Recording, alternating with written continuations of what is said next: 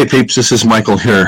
I've decided to use Facebook as a teaching platform, and in my mentoring group I'm doing some courses, and the one I'm doing there right now is Entering the New Testament.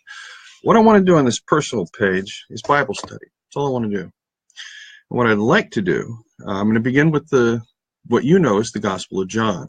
Okay, so for the next weeks or months, however long it takes, I just want to do an old-fashioned kind of verse-by-verse exposition of the Gospel of John. We're just going to walk through the Gospel of John together.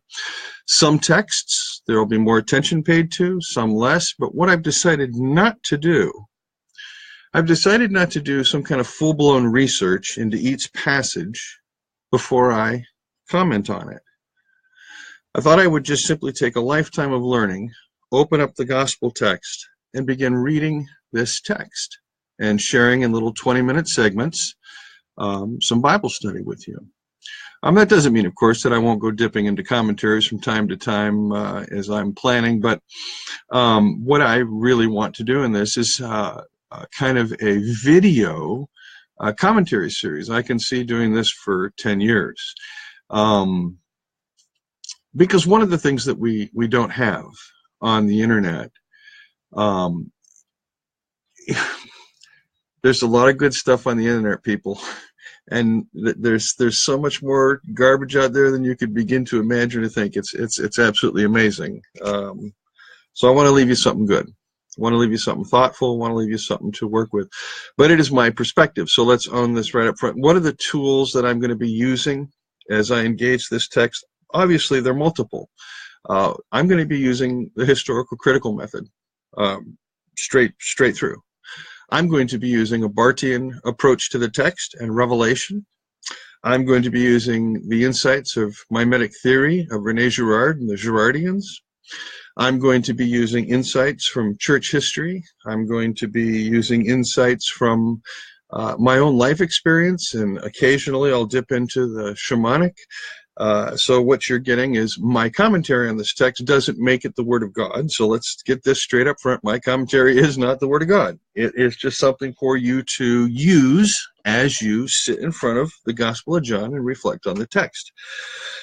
So if you're looking for some major type of exegetical work, you can read my book, The Jesus-Driven Life, Chapter 8. It's all on the Gospel of John. And I'm obviously presupposing that and all the other research I've ever done. So this particular 20-minute talk is just an introduction to some of my thoughts on the Gospel of John. So let's begin at the beginning here. And I want to freely acknowledge that I do not accept the tradition that identifies the author of the Gospel of John with John, the son of Zebedee. Now, B.F. Westcott made this particular identification. He thought it was solid. You know, the author was a Jew, the author was a Palestinian Jew, the author was a Galilean, the author was one of the 12 apostles, the author was one of the 3, the author's John. You know, he just narrows it down that way. And for those that want to study the particular tradition, particularly the saying of Papias, the fact is, there is no clear identification of the Apostle John with John the Elder mentioned in Papias. That's an assumption that gets made, and it's not the best of assumptions. Pearson Parker, back in the 1950s or 60s, I forget, wrote an excellent essay in the Journal of Biblical Literature, and he listed out 14 major reasons why there's no way the son of Zebedee could have been the author of the 4th gospel. And partly the son of Zebedee is, quote, unlearned. He's a fisherman. And the writer of the 4th gospel is extraordinarily literate and learned, well off, well-to-do, really educated, highly educated, perhaps alongside Paul, the 2 most educated writers in the New Testament. And that's what makes their literature so absolutely profound. Excuse me, I have to have a Donald Trump moment. There we go, drinking on camera.